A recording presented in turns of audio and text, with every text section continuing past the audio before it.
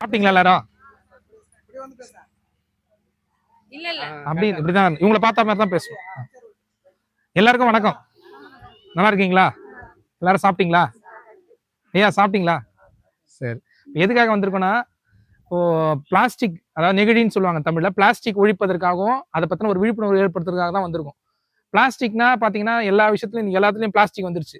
இப்ப தெரியாத எவ்வளவு புற்றுநோய்லாம் வருது தெரியுதா? இப்ப எல்லாருக்கும் சும்மா இருக்க உங்களுக்கு கூட எல்லாருக்கும் ஒரு வாரம் சொல்றேன், ஏன் வருது எதுக்கு வருதுன்னு தெரிய மாட்டேது. யாருக்குன்னா தெரியுமா காரணம்? எல்லாம் காரணம் பிளாஸ்டிக் தான். நம்ம தெரியாம பிளாஸ்டிக் குடத்துல இது வைப்போம், அந்த கவர்ல நிறைய சுட சுட தண்ணி ஊற்றுவோம், டீ ஊற்றுவோம், டீ குடிக்கணும்ல, அந்த மாதிரி எல்லா விதத்திலையும் பிளாஸ்டிக் எல்லாத்துலயும் உள்ள பூந்துருச்சு. பிளாஸ்டிக் பண்ற வேலைகள் நமக்கு தெரியாது. அந்த காலத்துல மஞ்சப்பை கொடுத்து அமிச்சாங்க, இப்ப யாருமே எடுத்துட்டு போறது இல்லை. ஏன் இதுக்கு எதுக்கான விழிப்புணர்வு பாத்தீங்கன்னா, மஞ்சப்பை இந்த துணி பைகளை எடுத்துட்டு போனோம். பிளாஸ்டிக் கண்டபடி யூஸ் பண்றோம், கண்ட இடத்துல போட்டுறோம், தேவைக்கு வாங்கிக்கிறோம், டக்குன்னு போறோம், டீ கடையில ஒரு பாத்திரம் கூட எடுத்துட்டு போக மாட்டோம். இப்போ நிறைய இடத்துல நிறைய பேர் விழிப்புணர்வு பண்றாங்க. யாரு கூச்சப்படுறாங்க ஒரு தூக்கு எடுத்துட்டு போய் ஒரு டிஃபன் வாங்குறதுக்கோ ஒரு டீ வாங்குறதுக்கோ. அந்த மாதிரி பண்ணும்போது என்ன பாத்தீங்கன்னா, அந்த பிளாஸ்டிக் ஒழிப்பு வந்து கொஞ்சம் குறைக்கலாம். நம்மளாம் குறைக்கும் போது தான் அது குறையும். துணிப்பை வந்து அந்த காலத்துல கல்யாணம் ஏதாவது விசேஷம் கொடுத்தா நம்ம எல்லார் வீட்லயுமே பை இருக்கும், இல்லாம இல்ல, சும்மா ஒரு ஓரத்துல இருக்கு. அதை எடுத்து எல்லாரும் பயன்படுத்துங்க. இந்த பிளாஸ்டிக் ஒழிக்கணுன்றதுக்காக தான் இது முக்கியமான நோக்கமே. முடிஞ்சவரை நம்ம எல்லாரும் செய்யும் போது எல்லாரும் முயற்சி பண்ணாதான் செய்ய முடியும். ஆட்சி மாறலாம், எல்லாமே மாறும். ஒவ்வொருத்தரும் தனி மனித ஒழுக்கம் மாறும் போது தான் எல்லாமே மாறும். நீங்க நினைச்சு நான் நினைச்சாதான் அவங்க ஒரு மனுஷனும் நினைச்சு திரும்பதான் அது மாறும். ஒரு எம்ஜிஆர் கூட சொல்லியிருப்பாரு, திருடனா நினைத்து திருந்தாவிட்டால் திருட்டை ஒழிக்க முடியாது. அந்த மாதிரிதான் இப்ப யார் வந்தாலும், இப்ப நாளைக்கு நானும் முதலமைச்சர் ஆனாலும் எல்லாம் சரியாயிடும்னு சொல்ல முடியாது. சோ நம்ம ஒருத்தரும் இந்த பிளாஸ்டிக் ஒழிக்கணும், நம்மளுக்குள்ள கொண்டு வரணும்.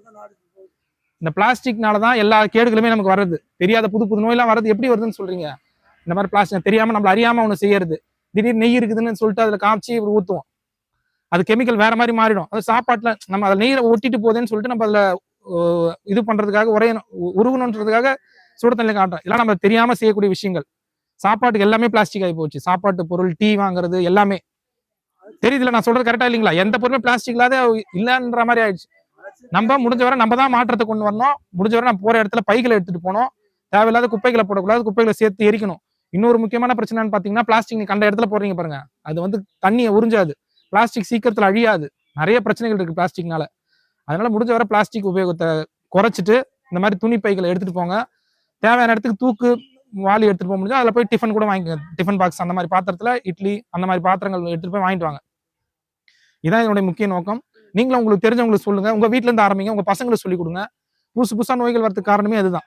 நம்ம தெரியாம ஏன் புரியல? ஆமா, எல்லாத்துலயும் வருது, எல்லாமே வருது. நம்ம விழிப்புணர்வா இருக்கணும், நம்ம கரெக்டா முதல்ல பயன்படுத்தணும். முடிஞ்ச வரை சாப்பிட்ற பிறகு ஒரு டீ போறீங்கன்னா தூக்கு எடுத்து கொடுத்து அனுப்புங்க பையன் கிட்ட. முடியல, எல்லாருக்கும் ஒரு சூழல் வருது இப்போதைக்கு. ஒரு டிஃபன் பாக்ஸ் கொடுத்து அனுப்புங்க. ஸ்கூல் போற பசங்களை அப்படியே வாங்கி போட்டோன்னு விடாதீங்க.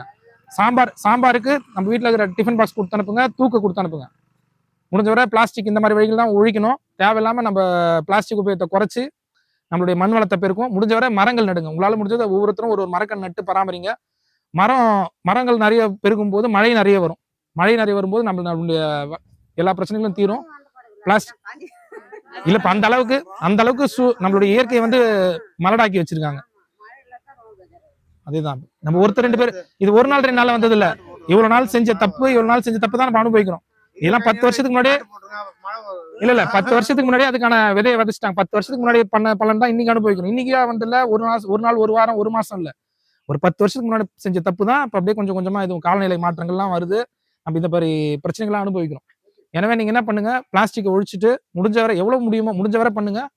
துணி பைகளை பயன்படுத்துங்க. டிஃபன் வாங்குறதுக்கு தூக்கு அந்த வாளிகள்லாம் எடுத்துட்டு போங்க. நன்றி. நீங்க ஏதாவது சொல்றதுன்னா நீங்க ஏதாவது உங்க கருத்து யாராவது சொல்லலாம். ஒரே நிமிஷம் ஒரு உறுதிமொழி மட்டும் எடுத்துக்குவோம். ஒரு பிரகாஷ் வந்து பிளாஸ்டிக் ஒழிப்பதற்கு வந்து ஒரு உறுதிமொழி எடுப்போம். ஐயா நீங்க சொல்லுங்க. விநாயகனோடு சேர்ந்த நம்முடைய சங்கீதா தான் இந்த நிகழ்ச்சியுடைய ஒருங்கிணைப்பு. இந்த நிகழ்ச்சி எதிர்ப்புக்கான நிகழ்ச்சி இந்த ஏற்பாடு பண்ணது நம்மளுடைய சங்கீதா அவர்கள் தான்.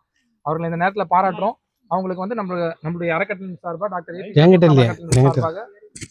பொன்னாடை போர்த்தி மரியாதை படுத்துறோம். அவ்வளவு முடிஞ்சிச்சு ஐயா. ஐயா சத்தமா கை தட்டுங்க. இன்னைக்கு ஒரு விதை விதைச்சிருக்காங்க அவங்க, சரிங்களா? அதை விதைச்சு அதனுடைய அறுவடை செய்யறது நம்ம கையில தான் இருக்கு. நீங்க உங்க பேரன் பேத்தி உங்க புள்ள எல்லார்ட்டையும் சொல்றது. இந்த நிகழ்ச்சியோட இன்றைய ஹீரோ யாருன்னா இந்த சங்கீதா தான்.